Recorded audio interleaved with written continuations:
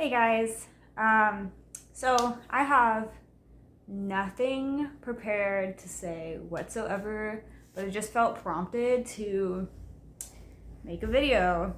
And I'm like, all right, I'm gonna make a video and see what comes out of it. So this is just me being a vessel. I feel like the Lord is going to use my mouth to tell you something. I don't know what it is, but I know I haven't really been giving messages lately. Kind of just been focusing on my home life, taking care of myself, and putting out some stuff here and there. I like to, when I'm in a quiet mode, when I'm not feeling like I can kind of present myself the way I want to on my page when I make a video or whatever. I'm very, I have to have notes. I have to know what I'm talking about when I give a message with a lesson. Whereas some days I just get on here and the Lord has something on my heart. But usually if I'm trying to prepare a message, I need to feel like I got everything together and I can focus and I have my notes and stuff. So usually I try to just share stuff. I'm on my phone. I'm talking to you guys and I'm seeing stuff and all that, but I'm not necessarily making content. So I guess this was just me attempting to make a video to get my face out there and keep up with you guys. Maybe this is just a life update. Maybe this is just me being personal and keeping in touch, because I think that's so important. And I want to just say too that there are so many of you who reach out to me and say hello every day and share content with me and encourage me and uplift me, and that means so much to me. You guys are so important to me, so that's why I'm on here trying to just be myself. Today I took care of my house, did some chores, did some projects to fulfill myself. And I was listening to a YouTube video from another believer, and she was talking about how frustrating Christian culture was to her and where she was at. And she was just processing these thoughts and allowing you guys to or her audience to hear the thoughts. And she was like, I was gonna edit out some stuff, but I decided not to. This is just me raw processing how I feel with this Christian culture. And I related to a lot of it too, and maybe that's why I wanted to pop on here, because I just watched it. But she was talking about how Christians will put out these videos, and I don't want to be guilty of that, and maybe I have already, I don't know. But it's I know I don't receive very well from other Christians when they're like, stop, did you read your Bible today? You're scrolling through your Instagram, and what could you be doing better with your time? Are you spending time with the Lord? And that just bothers me, because that just repulses me. I spend all of my day with the Lord, no matter what I'm doing, whether I'm doing something that He wouldn't approve of or not. My time spent with my friends, I had conversations with my friends today. You guys online, I talked to you guys, and I've talked to you for hours sometimes. And it's so fulfilling to me, because not only am I pouring into you, you're pouring into me. And those are the things that I think as a Christian, we need to really embrace, is relationships. What are we here for if not relationships? What am I busy doing all day, running myself ragged, and then getting tired and exhausted and not wanting to do it and keep up with it, if I'm not using my time to pour into people? We're here to be a community, and I'm starting to find my community, and it's amazing and it's wonderful, and it's one of the first times in my life that I've had anyone actually pour into me, not wanting anything in return, just liking me for me and being friendly and caring about me and being intentional with me. What? I've hardly ever experienced that. I've always been the one to give. and hardly got anything in return. And now, I'm putting myself out here being authentic with you guys in the most possible way I can. This is not an easy thing to get on the internet and put yourself out there in front of the whole world. Anyone in the world can hop on here and watch my video and watch me talk and say something mean, and it sucks. It sucks. I have to say the negative comments have been very few, but when I do get them, they suck. They suck. And it's like, you know what? I was talking with a friend today. I'm like, when they come through, I just know that there's nothing that I need to prove to anyone. No one to prove anything to, no one to impress anyone with. It's like all I'm doing here is making sure I'm walking with God. And when I post something, I have to post it from a genuine standpoint. Sometimes the Lord leads me to post something, and then sometimes I just choose to post something, and I don't know, maybe the Lord prompted me to do it and I didn't know, but there's just some times where I'm like, I know I need to talk about this. And it's like, okay, I put it out there, and for the most part, it's received pretty well. But when I get those negative comments, I'm like, what am I going to do? Am I going to delete the whole video because one person didn't like it? Or, am I going to stop posting now? Because I've heard my comments, I've heard people reach out and say, wow, that really spoke to me. And I'm like, oh, well, good, because what else am I doing this for? I think what I'm trying to say is, it's like, what are we putting out there as Christians? I have found that the more genuine and authentic I am with my relationships, the better I feel, first off. And second off, it's like that person can really see who I am, and I'm really able to express Christ. It's like Christ has to come out of my lifestyle. But I don't want to condemn anyone. I don't want to be sitting here like having all my messages being like, and what are you doing with your life? Look at me, I'm so great. I'm not. And that's what she was saying in the video. She's like, I'm not perfect. I need help. I need Jesus. I hate sitting here feeling like I'm not connected to him. And she was saying, like, what am I doing with my time? Like, when am I feeling fulfilled? When do I feel closest to Jesus? And I started thinking about that. I was like, when do I feel closest to Jesus?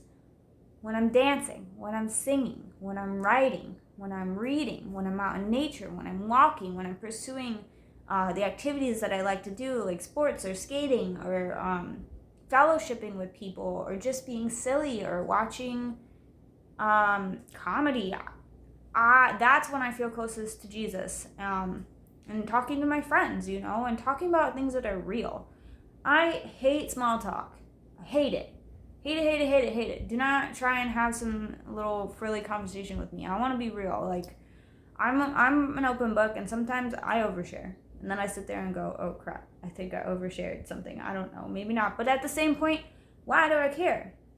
I honestly don't care. Like, whatever I put out there was on my mind at the time, or came from me, or was me, or whatever. And it's like, that's me. And I'm going to continue to pursue that, or my mindset on that might change in the future, or a little bit too much about me, and oh well, I don't know. I'm just here to live. I have one life. I'm going to try and use it. I love talking. You could probably ask me a whole lot of things, and I'd probably answer you pretty wholeheartedly on it and not really care, what you think about it, because it's either part of my past, a part of myself that, is still existing. Like, I don't know where I'm going with this, but I guess for the most part, I was just kind of saying, like, I don't want to feel like I have to live this structured Christian life. Like, oh, wake up in the morning and have your cup of coffee and your time with Jesus. Like, I wake up so early. I don't want to wake up any earlier. Okay, I work the night shift. So for me to get up any earlier than I do, I'm lucky I make it to work on time, okay? I do, but that's not my time. When I get up in the morning, my first thought is Jesus. Most mornings, 99% of the time, I wake up and I'm like, hey, God.